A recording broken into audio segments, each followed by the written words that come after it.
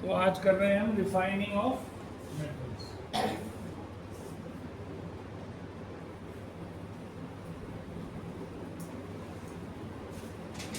Last class तक हमने एक बार दोबारा से जल्दी से समझा देता हूँ कि हमने क्या क्या किया एक्सट्रैक्शन करने के लिए। तो सबसे पहला स्टेप हमारा होता था कंसंट्रेशन ऑफ ओर। ठीक है, कंसंट्रेशन ऑफ ओर में हम क्या करते थे, जो भी ओर था उसको हम कंसंट्रेट करते थे। कंसंट्रेट मतलब उसके अंदर जितनी भी इम्प्योरिटीज थी जिनको हम गैंग बोलते हैं वो बाहर निकाल के फेंक देते थे। चाहे रॉकी मटेरियल हो, चाहे सॉइल हो, चाहे सिलिकॉन हो, कुछ भी उसके अंदर जो चीज़ होती थी उसको हम बाहर निकाल के सिर्फ ओर छोड़ देते थे, ओर। ठीक है, तो वो था कंसंट्रेशन ऑफ ओर। पहला नंबर तो था। दूसरे वाले में हम क्या कर रहे थे, मेटल को एक्सट्रैक्ट करना है हमने। ठीक है, तो मेटल एक्सट्रैक्ट करने के लिए हमने 3 हिस्सों में अपनी रिएक्टिविटी सीरीज को बांटा था।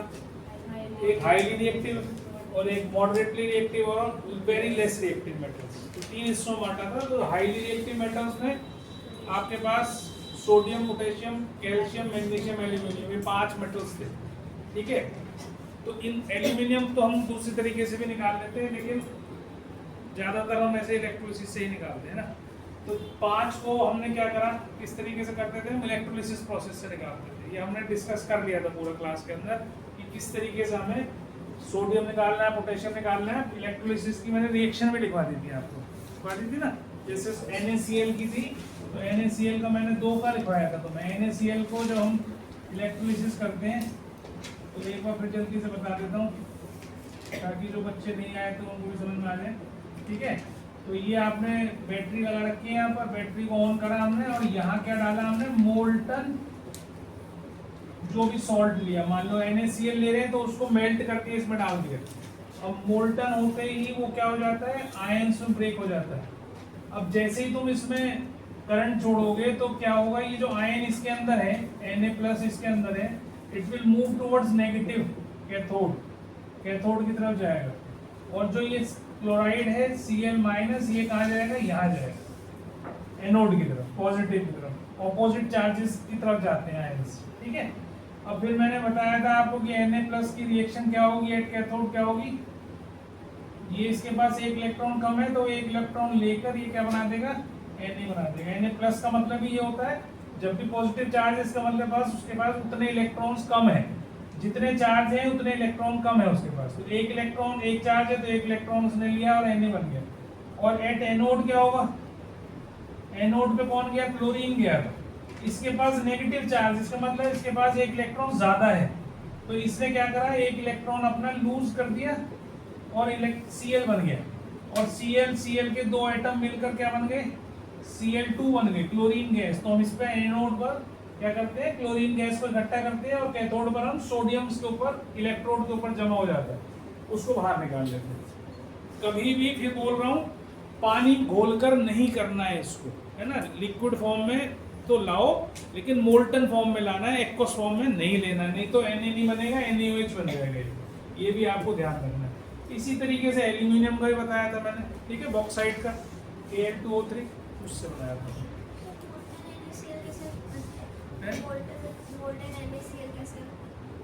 कैसे करेंगे, मेल्ट कर दो उसको, हीट देते हैं, उसका एक मेल्टिंग पॉइंट होता है, उस मेल्टिंग पॉइंट पे जाके वो पिघल जाता है।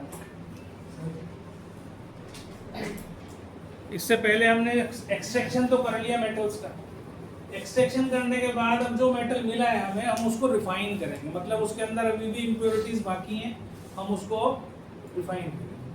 ठीक है, तो रिफाइनिंग भी करने का जो हमारे कोर्स में मेथड है वो ये है। रिफाइनिंग के भी बहुत सारे प्रोसेस होते हैं।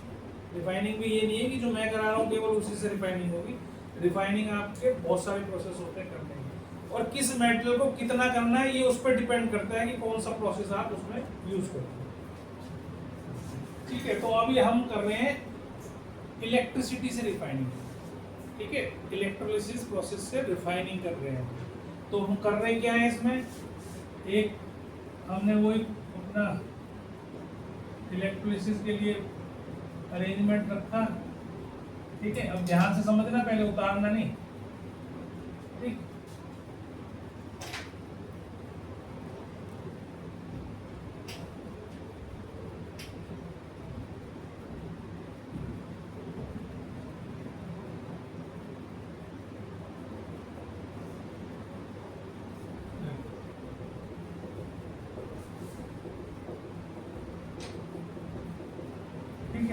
अब इसमें क्या है, ये प्लस ये माइनस, ये तो हमारे को पता ही है भाई, ये एनोड है ये कैथोड है।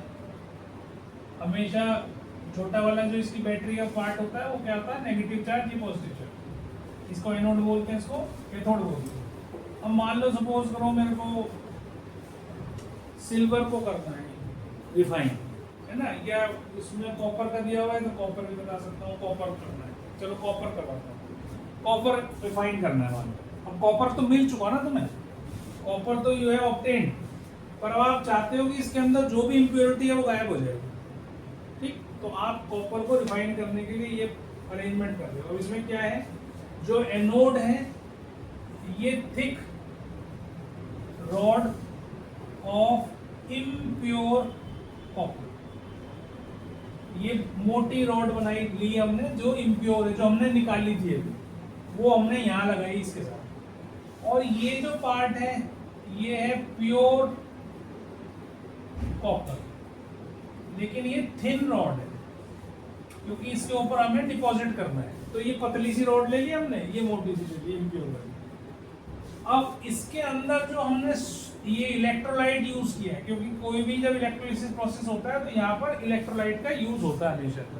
तो हमने क्या करा है इसके अंदर, कॉपर सल्फेट का एक्वस सॉल्यूशन, मतलब कि पानी में घोलकर उसको, क्योंकि कॉपर बहुत लीस्ट रिएक्टिव होता है, पानी के साथ ऐसे रिएक्ट नहीं करेगा जैसे सोडियम में करा था ना हमने, वहां तो हमने सोडियम ही लिया था, मैं मोल्टन फॉर्म में, यहाँ जरूरत नहीं है। यहाँ क्या करोगे, कॉपर सल्फेट का एक्वस फॉर्म में हमने घोलकर उसको इसमें ले ली, ठीक है।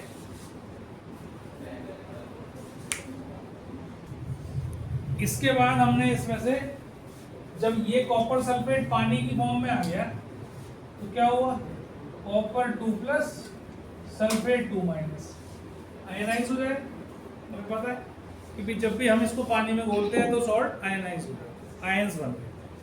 अब जैसे ही हम इसके अंदर इलेक्ट्रिसिटी पास करेंगे, ये कॉपर आयन जो इसके अंदर है, अब इसको थोड़ा सा डिफरेंट तरीके से समझना, ये जो कॉपर आयंस जो इस सॉल्ट के अंदर है वो यहाँ आना शुरू कर देंगे, क्योंकि यहाँ तो ऑलरेडी आयंस पड़े हुए ना, तो ये क्या करेंगे, यहाँ आ जाएंगे। और ये क्या होगा, कैथोड पर जाके एट कैथोड क्या रिएक्शन बनेगी, एट कैथोड Cu2 प्लस है ना, 2 इलेक्ट्रॉन इसके पास कैसे है, ज्यादा है, ये कम है सॉरी, तो ये क्या करेगा, 2 इलेक्ट्रॉन ले लेगा इस कैथोड से, जैसे पहले सोडियम ले लिए थे, और क्या बन जाएगा, Cu बन गया। समझ में आ गई बात। लेकिन एनोड में क्या हुआ, अब ये हमने इसको थोड़ी प्योर करना है, हमें इसका कॉपर थोड़ी इकट्ठा करना है, हमें तो इसको प्योर करना है ना, प्योरीफाई किसको करना है, इसको करना है। अब अगले स्टेप में क्या होगा, एनोड में यहां से कॉपर आयंस यहां आ जाएंगे, मतलब कॉपर था यहाँ तो कॉपर है ना, इसने क्या करा, अपने 2 इलेक्ट्रॉन लूज करे और इसने क्या कर दिया, Cu2 प्लस बन गए, ये इससे आए, ये वाले जो ये वाले थे ये गए इस पे। तो जो मान लो सपोज करो एक यहां से आयन यहां गया, तो एक आयन यहां से यहां आ गया उस जगह को भरने के लिए, ठीक है। इस तरीके से प्रोसेस चलता रहेगा लगातार, यहां से यहां जाते रहेंगे, यहां से यहां आते रहेंगे। तो ये धीरे धीरे क्या होगा, जब इसमें से आयन ये शुरू कम हो जाएंगे तो क्या हो जाएगा, ये पतला होता चला जाएगा और ये मोटा होता चला जाएगा। तो ये आयंस जो है यहाँ पर ये आ रहे हैं इस सॉल्यूशन के अंदर, और ये वाले जो आयन थे सॉल्यूशन के, ये कहाँ जा रहे हैं, कैथोड। तो धीरे धीरे क्या होगा, ये पतली हो जाएगी स्ट्रिप और ये मोटी हो जाएगी। तो जो कचरा था इसके अंदर, इम्प्योरिटीज थी, वो यहाँ इकट्ठी हो जाएंगी एनोड के नीचे, जिसको हम क्या बोलते हैं, एनोड मड। क्या बोलते हैं, एनोड मड, मतलब ये कचरा है, जो भी उस मेटल के अंदर हमने एक्सट्रैक्ट करा था उसके अंदर जो था वो उसके नीचे गिर जाता है, वो नहीं जाएगा वहां पर, क्योंकि केवल आयंस मूव करेंगे वहां पर। तो आयंस मूव कर रहे हैं तो कैथोड पे ये रिएक्शन हो जाएगी और एनोड पर ये रिएक्शन हो जाएगी। अब मान लो तुम्हें सिल्वर साफ करना है, तो ये मैं जो दोबारा इसलिए बता रहा हूँ कि हमने जो यहाँ पर लिया, यहाँ भी कॉपर, यहाँ भी कॉपर, और जो यहाँ सॉल्ट है ये भी कॉपर का ही लेना है, और किसी का नहीं ले सकते। पता चला तुमने कि हम तो HCl डाल के पानी डाल रहे नहीं होगा। तो यहाँ पर इलेक्ट्रोलाइट जो होना चाहिए वो उसी मेटल का ही सॉल्ट होना चाहिए जिसका आप रिफाइनिंग कर रहे हैं। सिल्वर कर रहे हो तो इम्प्योर सिल्वर यहाँ आएगी, प्योर सिल्वर यहाँ आएगी, और इसके अंदर जो सॉल्यूशन होगा वो किसी भी आयरन का सॉल्ट हो सकता है, AgNO3 हो सकता है, AgCl हो सकता है, कुछ भी हो सकता है। उसका पानी में घोल के यहाँ डाल दो और उसके बाद रिफाइनिंग प्रोसेस कर दोगे तो ये रिफाइन हो जाएगा। समझ में आ गई बात? इसको हम रिफाइनिंग बोलते हैं मेटल्स की। मैं अभी लिखवा रहा हूँ, उसको समझ लो। इसको बना तो इसको हेडिंग डालो इलेक्ट्रोलिटिक रिफाइनिंग, इलेक्ट्रोलिटिक रिफाइनिंग।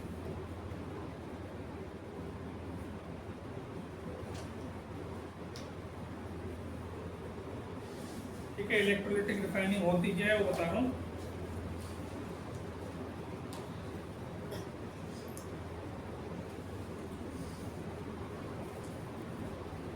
पहले तो लिखो process of purifying impure metals, process of purifying impure metals, process of refining process of purifying impure metals is called refining. ठीक है, अब इलेक्ट्रोलिटिक रिफाइनिंग क्या होगी? Electrolytic refining means refining by electrolysis process. Electrolytic refining होती है refining of metals by electrolysis process. ठीक है, अब इसमें क्या क्या होता है वो मैं उसको भी लिखवा रहा हूँ। जो तुमने डायग्राम बनाया ना, तो उसमें क्या करते हैं? नंबर 1 लिखो, a thick block of impure metal is made anode. A thick block, number 1, a thick block of impure metal, a thick block of impure metal is made anode. ठीक है, नंबर 2 लिखो, a thin strip of pure metal is made cathode. A thin strip of pure metal is made cathode.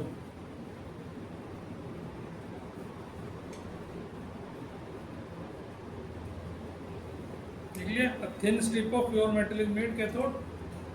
Number 3 लिखो, a water soluble salt, a water soluble salt of the metal to be refined, of the metal to be refined is taken as electrolyte. ठीक है,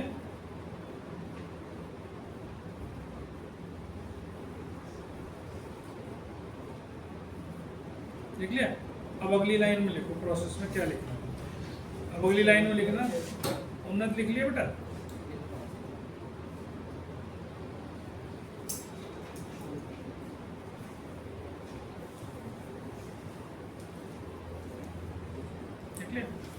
हर्ष क्यों नहीं आया हो? जब से ही पिछली क्लास में नहीं था।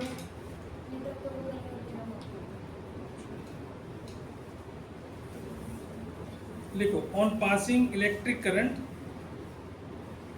On passing electric current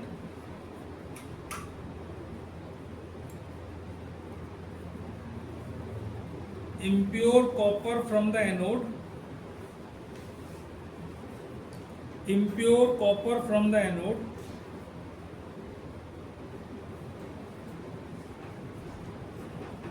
dissolves and goes into copper sulfate solution.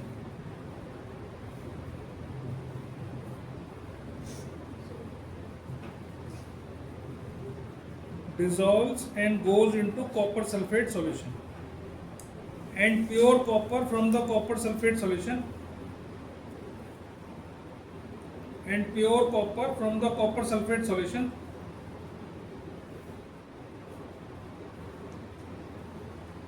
deposits on cathode.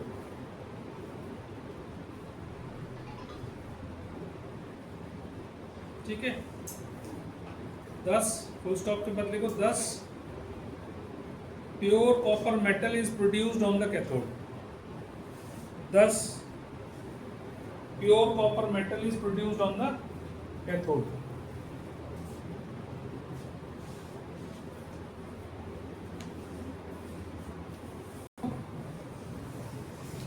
The soluble impurities हाँ इसी में लिखो. The soluble impurities go into the solution,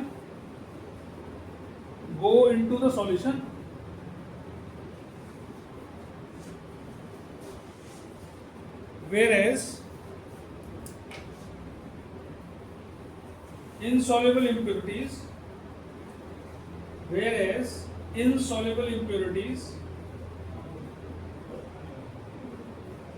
collect below the anode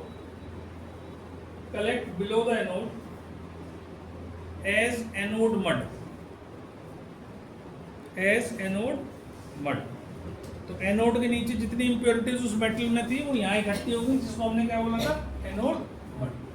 ठीक है. और दो रिएक्शन आप ये दोनों लिख लो, ये दोनों लिखनी चाहिए थी इसके बाद. चलो पहले लिख ली, कोई बात नहीं.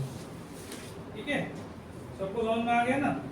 अब ये रिएक्शन पूछी जाती है एग्जाम में, रिफाइनिंग हो रही है तो right the reactions at cathode and anode. जो भी तुम्हारी कैथोड एनोड पर रिएक्शंस हो रही है वो लिखनी है. तो आपको दोनों इसमें कॉपर से ही बनती है, ये चीज़ ध्यान रखनी है. और जब हमने एक्सट्रैक्शन किया था तो वहाँ हमारी कैथोड एनोड की रिएक्शन क्या थी. मान लो NaCl को हमने एक्सट्रैक्ट करा था Na से, तो एट कैथोड क्या थी, Na प्लस एक इलेक्ट्रॉन सोडियम बना, ये बना था. और एट एनोड क्या थी, Cl माइनस था, इसने एक इलेक्ट्रॉन दे लिया था अपना, और Cl प्लस Cl बन के Cl2 बना. ये डिफरेंस है दोनों में. यहाँ पर दोनों कैथोड में आयनिक रिएक्शंस ही आएंगी. कॉपर से ही बनेगी. कॉपर ने 2 इलेक्ट्रॉन दिए, कॉपर बन गया. कॉपर ने 2 इलेक्ट्रॉन दिए, कॉपर 2 प्लस बन गए. इसने लिए, कॉपर बन गया. एक में दे रहा है, एक में ले रहा है. ये रिएक्शंस आपको याद करनी है. ठीक है. अब इसके बाद मैं आपको एक टेबल बनवा रहा हूँ जिससे आपकी पूरी एक्सट्रैक्शन आपको अच्छे से याद हो जाएगी. वो आप बना लें और याद भी कर लेना. यही सब हमने पढ़ा था, है ना. कोर से हमने पहले 3 हिस्सों में बांटा था उसको, highly reactive, moderate reactive, less reactive. तो जो हाईली रिएक्टिव थे उसमें तो इलेक्ट्रोलिसिस करी. तो इलेक्ट्रोलिसिस प्रोसेस से जो मेटल मिलता है वो प्योर ही होता है ना. लगभग 99.99% प्योर होता है. जो मॉडरेटली वाले हैं उसके लिए फिर हम ये देखते हैं कि हम कार्बोनेट और है तो कैल्सिनेशन करेंगे. पहले तो कंसंट्रेशन कर ही लिया, फिर उसके बाद कार्बोनेट और है तो कैल्सिनेशन करेंगे, सल्फाइड और है तो रोस्टिंग करेंगे. अब इन दोनों प्रोसेस में क्या करते हैं हम, अभी कई बार क्वेश्चन पूछा जाता है कि कैल्सिनेशन रोस्टिंग क्यों की जाती है. तो कैल्सिनेशन रोस्टिंग की जाती है ताकि हम कार्बोनेट या सल्फाइड और को उसके ऑक्साइड की, मेटल ऑक्साइड की फॉर्म में ले आए. इस प्रोसेस जब भी तो मेटल ऑक्साइड बना उससे, तो मेटल ऑक्साइड भी क्यों करी जाती है, क्योंकि मेटल ऑक्साइड से रिडक्शन आसान हो जाता है. इस कार्बोनेट और को डायरेक्ट रिड्यूस करोगे तो मुश्किल पड़ेगी. तो इसलिए पहले क्या करते हैं, उसको मेटल ऑक्साइड में लाएंगे और उसके बाद रिडक्शन करेंगे. उसकी रिडक्शन के लिए रिड्यूसिंग एजेंट मैंने लिख दिए, 4 लिखवाए थे. सोडियम भी होता है इसमें, कार्बन हो गया, एल्यूमिनियम हो गया, कैल्शियम हो गया, सोडियम हो गया, ये सब यूज होते हैं. तो इससे हमें इम्प्योर मेटल मिलता है. इम्प्योर मेटल को फिर रिफाइनिंग प्रोसेस करते हैं, जो मैंने अभी तुम्हें सिखा दिया कि प्योर मेटल मिल जाए. ठीक है. फिर हमारा आता है लेस रिएक्टिव मेटल्स. इसमें जरूरत हमें कुछ नहीं पड़ती, सल्फाइड और ही होते हैं ज़्यादातर ये. तो इसमें हम डायरेक्ट हीट कर देते हैं, मतलब in the presence of oxygen हम एनवायरनमेंट में उसको हीट करते हैं. हीट करने से हमें इम्प्योर मेटल मिल जाता है. जैसा हमने Hg के बारे में अभी करा भी था, HgS से हमने Hg बना दिया था. अभी Hg इम्प्योर होता है तो उसको फिर प्रोसेस होता है उसका रिफाइनिंग का. फिर बोल रहा हूँ, रिफाइनिंग प्रोसेस केवल इलेक्ट्रोलाइटिक रिफाइनिंग ही नहीं होता है, और बहुत सारे प्रोसेस होते हैं जिससे मेटल्स को रिफाइन किया जाता है. समझ में आ गई बात. अब इसके बाद अगला टॉपिक जो आ रहा है हमारा, वो आ रहा है कोरोजन, जो कि मैं करवा चुका हूँ तुमने पहले. फिर भी एक बार दोबारा से बता रहा हूँ कि कोरोजन में हमने करा क्या था. 4 तरह की कोरोजन हमने करी थी. एक हमने करा था आयरन का कोरोजन, जिसको हम रस्टिंग बोलते हैं. ठीक है. तो आयरन में ऑक्साइड के साथ रिएक्ट कर लेता है वो, Fe plus O2 plus H2, ये बना देता है Fe2O3 डॉट XH2. ये X ले लेते हैं, है ना. इसकी बैलेंसिंग कर लेना, वो तो तुम्हें बताई हुई लिख पड़ेगी। तो ये रस्ट होता है, जैसे रस्ट, तो इसको हम स्पेशल नाम देते हैं। जो आयरन की रस्टिंग है उसका आयरन का कोरोजन है उसको हम रस्टिंग बोलते हैं, ठीक। ये ब्राउन कलर का होता है, ये सबने देखा हुआ है, जंग जो कहते हैं, जंग लग गया। फिर उसके बाद हमने पढ़ा था एल्यूमिनियम का। एल्यूमिनियम में ऑक्सीजन के साथ रिएक्ट करता है एल्यूमिनियम और Al2O3 बनाता है। ये बहुत स्ट्रॉन्ग लेयर होती है, ठीक है, स्ट्रॉन्ग लेयर होती है। जब स्ट्रॉन्ग लेयर होती है तो इसमें कई बार क्वेश्चन ये पूछा जाता है कि भाई एल्यूमिनियम को जब हम कई बार किसी एसिड के अंदर डालते हैं तो तुरंत रिएक्ट नहीं करता, थोड़ा टाइम लगाता है रिएक्शन में। तो क्यों लगाता है, ऐसा क्यों होता है कि इसको टाइम लगता है? तो क्योंकि उसके ऊपर ऑक्साइड की स्ट्रॉन्ग लेयर पहले से जमी हुई है, पहले उसको हटाता है वो एसिड, उसके बाद it starts reacting with aluminium, ठीक है। तो ये एल्यूमिनियम ऑक्साइड की स्ट्रॉन्ग लेयर इसको प्रोटेक्ट भी करती है, ये इसके लिए अच्छी लेयर है। एल्यूमिनियम इसीलिए कभी खराब होता ही नहीं है, जब जैसा रखा रहेगा तुम 1000 साल बाद उठाओगे वैसे ही रखा रहेगा उसके ऊपर, क्योंकि एक बार लेयर आ गई तो उसके बाद उसका रिएक्शन सब चीज़ों के साथ बंद हो जाता है, चाहे कितनी ह्यूमिडिटी में डाल दो चाहे कितने में डाल दो, ठीक है। अगर ऐसे ही खड़ा है एनवायरनमेंट में, ऐसे ही खड़ा रहेगा 1000 साल, समझ में आ गई बात। तो एल्यूमिनियम का ऑक्साइड बनता है। फिर हमने करा था एल्यूमिनियम के बाद सिल्वर का, ठीक है। तो Ag, तो इसका बताया था मैंने, H2S के साथ रिएक्ट करता है ये, जो एनवायरनमेंट के अंदर हाइड्रोजन सल्फाइड गैस होती है, और Ag2S प्लस H2 बनाता है। तो ये जो कलर, ये जो सिल्वर सल्फाइड है ये ब्लैक इन कलर होता है, इसलिए देखते हैं हम चांदी जो होती है वो काली पड़ जाती है थोड़े दिन के बाद, फिर हम उसको साफ करते हैं किसी चीज़ से तो Ag2S की लेयर हट जाती है। अब जैसे तुम चांदी की चेन पहनी हुई है, इसको अगर साफ करेगी डिटर्जेंट से अच्छे से धो के तो ये चमक जाएगी बिल्कुल, है ना। तो उसमें क्या हुआ, Ag2S हट गया उसके ऊपर, सिल्वर फिर बाहर आ गया। तो जिसमें भी मेटल में कोरोजन हो रहा है, इसका मतलब क्या हो रहा है, धीरे धीरे धीरे धीरे वो क्या हो रहा है, कम होता जा रहा है मेटल। तुम जितनी बार धोगे उसको उतनी बार उसमें से जो अब इस सिल्वर से तो Ag2S बना था, है ना, सिल्वर से Ag2S बना, तो Ag2S को तुमने हटा दिया। अब अगली बार सिल्वर फिर से एक्सपोज हो गया एयर में, फिर H2S आएगी, फिर उसके ऊपर आ जाएगी, है ना। जितनी बार तुम उसे धोते जाओगे उतनी बार वो आती रहेगी, नहीं भी धोगे तो भी लेयर मोटी होती रहेगी। चांदी जो है ना बिल्कुल काली हो जाती है, बिल्कुल ब्लैक कलर की हो जाती है। तुम छोड़ दो उसको चांदी को, थोड़े दिन बाद तुम देखोगे बिल्कुल ब्लैक हो जाती है, साफ करनी ही पड़ती है मजबूरी, ठीक है। तो उसके बाद कौन सा हमने करा था, इसके अलावा क्या करा था, कॉपर करा था, ठीक है। तो कॉपर में हमने क्या करा था, कॉपर क्या करता है, CO2 से मिलता है और वाटर से मिलता है, ठीक है। तो कॉपर इस रिएक्शन की याद करने की जरूरत नहीं, केवल तुम्हें ये पता होना चाहिए कि हो क्या रहा है। तो ये क्या बनाता है, बेसिक कॉपर कार्बोनेट CuH2+.CO3, ये इसका प्रोडक्ट बनता है। कॉपर को कार्बन डाइऑक्साइड और वाटर वेपर्स की जरूरत होती है, पानी होना चाहिए, वेपर्स मतलब पानी होना चाहिए उसके आसपास, ह्यूमिडिटी होनी चाहिए, तब होता है। ये ग्रीन कलर की लेयर होती है, ठीक है। तो कॉपर इससे खराब होना शुरू हो जाता है तो ग्रीन हो जाता है, इसका ग्रीन कलर है ना। अब इसको हम ऑक्सीडाइज नहीं हुआ, ये क्या हुआ, कार्बन डाइऑक्साइड के साथ रिएक्ट कर रहा है, तो में भी एक छोटी सी चीज बता देता हूँ। गोल्ड को हम 24 कैरेट को प्योर गोल्ड बोलते हैं, है ना। अब इसमें प्योर गोल्ड जो है वो हमारे किसी भी ज्वेलरी या किसी भी चीज में काम नहीं आता है, क्योंकि इट इज वेरी सॉफ्ट, ठीक है। कोई भी मेटल नहीं काम आता है, उसके अंदर कोई ना कोई चीज डालनी पड़ती है, फिर थोड़े सा नॉन मेटल डालें उसको, मतलब एलॉय बनाना पड़ता है जब काम आता है हमारे। क्या नहीं, मोल्ड तो हो जाएंगी पर अपनी शेप मेंटेन नहीं कर पाएंगे, खराब हो जाएगी।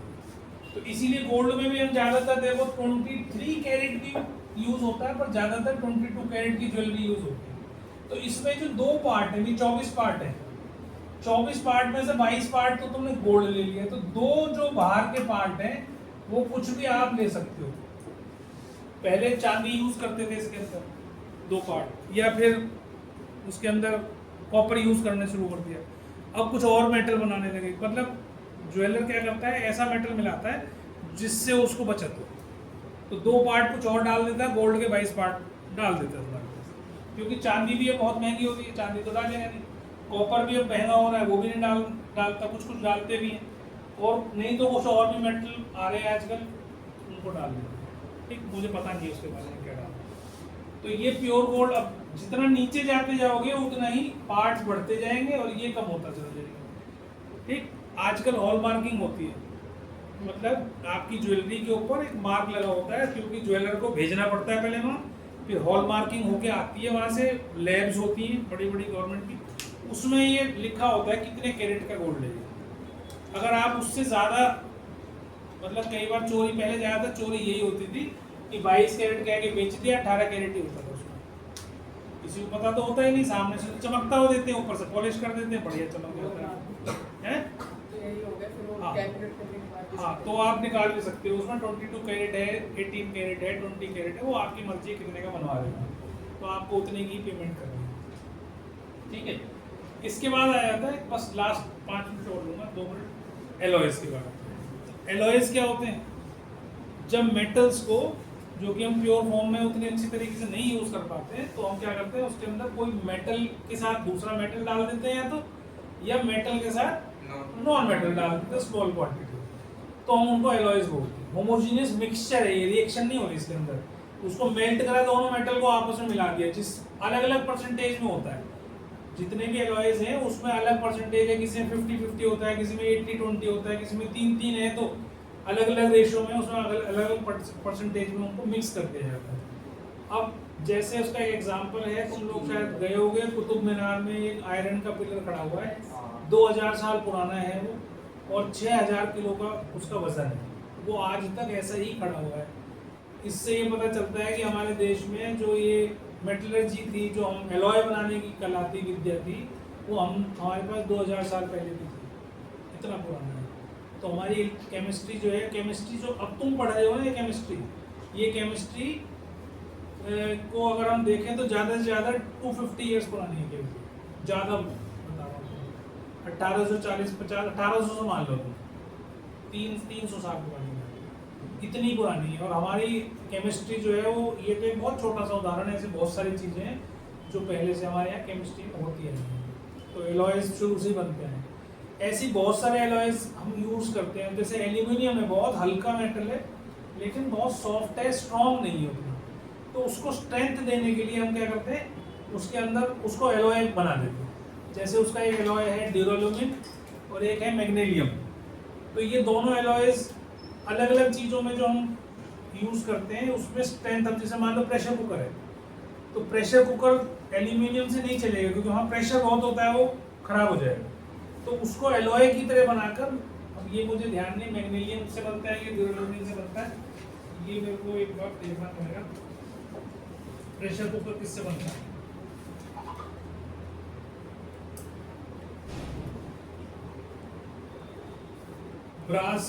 ब्रास की तरह